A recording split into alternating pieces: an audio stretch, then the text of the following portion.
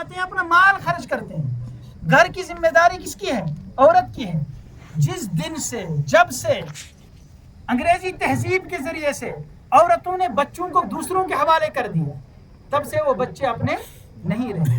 ماں جا رہی ہے وہ بھی نوکرانی ہے گورنمنٹ کی اور شوہر بھی نوکر ہے, وہ بھی کما کر کے لائے گی یہ بھی کما کر کے لائے گی. بچوں کی تربیت پھر کون کرے گی؟ نوکرانی. تو وہ نوکر ہی بنیں گے, وہ کوئی اونچا کارنامہ انجام نہیں دے سکتے. ایسا کیسے ہو سکتا ہے کہ ایک خادمہ ہو اور اس خادمہ کا جو بچہ ہو آگے جا کر کے کوئی لیڈر بن جائے؟ وہ لیڈروں کے بچے ہی لیڈر بنتے ہیں جن کو لیڈری ان کی والدین سکھاتے ہیں. ابھی میں ایک واقعہ پڑھ رہا تھا, افغانستان کے اندر ایک مسلمان بادشاہ تھے, تو افغانستان پر کوئی کسی دوسرے بادشاہ نے حملہ کرنا چاہا. یہ جو اس وقت کے بادشاہ تھے دوست محمد خان یا کیا اسی طرح کا کوئی نام ہے ان کا, وہ بہت پریشان ہو گئے. اس نے اپنی بیوی سے کہا کہ اس طریقے سے خبر آئی ہے کہ ایک بادشاہ حملہ کر رہا ہے, اگر اس نے ہمارے ملک پر حملہ کر دیا تو ہماری قوم کا دماغ خراب کر دے گا, اس لیے میں پریشان ہوں. تو میں نے اپنے بیٹے کو بھیج دیا ہے, وہ جا کر کے حملہ اس فوج کا مقابلہ کرے گا. دوسرا دن آیا, یہ شوہر جب واپس آیا تو پریشان تھا اور کہا کہ قاصد نے آ کر کے خبر دی ہے کہ جو ہمارا بیٹا ہے وہ شکست کھا چکا ہے اور بادشاہ نے قوم پر حملہ کر دیا ہے. ماں نے کہا کہ یہ بالکل جھوٹی خبر ہے, ایسا ہو نہیں سکتا. بادشاہ نے کہا کہ نہیں, جو ہمارا اپنا قاصد ہے اس نے آ کر کے خبر دی ہے. عورت نے نہیں مانا. بادشاہ دلیل پر دلیل دیتے جا رہا ہے, عورت کہتی ہے ایسا ہرگز ہو نہیں سکتا. اور شوہر بھی عاجز آ گیا, کیونکہ جب حجت کرنے پر آ جائے عورت تو پھر شوہر کی چلتی نہیں ہے. عورت نے کہا کہ میں نہیں مانتی. پھر تیسرے دن بادشاہ آیا ہنستے کھلکھلاتے ہوئے اور کہا کہ یقیناً وہ خبر جھوٹی ثابت ہوگی, ہوا وہی ہے, ہمارا بیٹا جیت کر کے آیا ہے.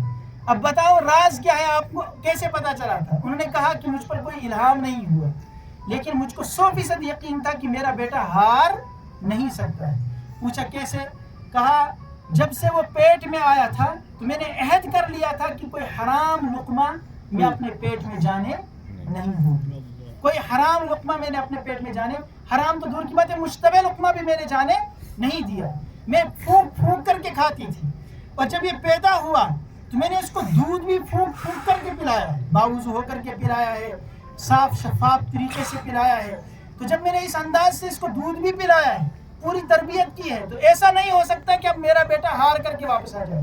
ایسا ہو سکتا ہے کہ یہ شہید ہو جائے, ایسا نہیں ہو سکتا ہے کہ شکست کھا کر کے واپس آ جائے. جب ماؤں کو اس درجہ اپنے بچوں پر یقین ہو تو ظاہر سی بات ہے دنیا میں انقلاب آ جائے گا. لیکن یہ کیسے ہو سکتا ہے کہ پتھروں سے پھول نکلیں گے, ببولوں سے گلاب؟ مغربی تہذیب کی ماری ہوئی ہماری بچیاں ہوں, نہ تہذیب ہو, نہ پردہ ہو, نہ دماغ میں غیرت ہو, نہ دل میں غیرت ہو, نہ آنکھوں کا پردہ ہو, نہ چہرے کا پردہ ہو, وہ کسی اور کی ہوس کی تسکین کر رہی ہوں. وہ چاہے خود چاہتی ہوں یا نہ چاہتی ہوں, جب وہ روڈ پر چلتی ہیں اللہ کی لعنتیں ان پر برس رہی ہوتی ہیں.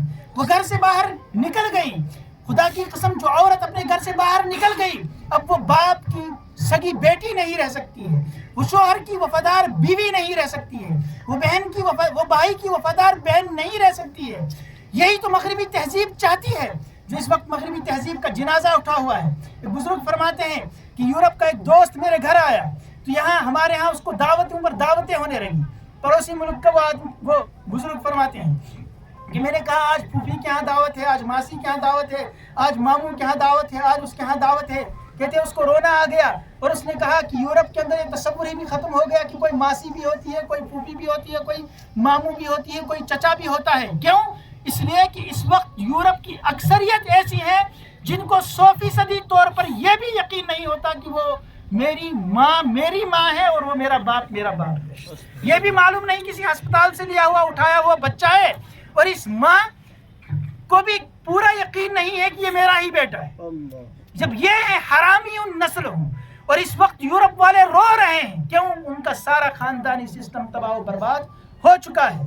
اس خاندانی سسٹم کو تباہ و برباد کرنے کے لیے ہماری بچیوں سے تہذیب چھینی جا رہی ہے.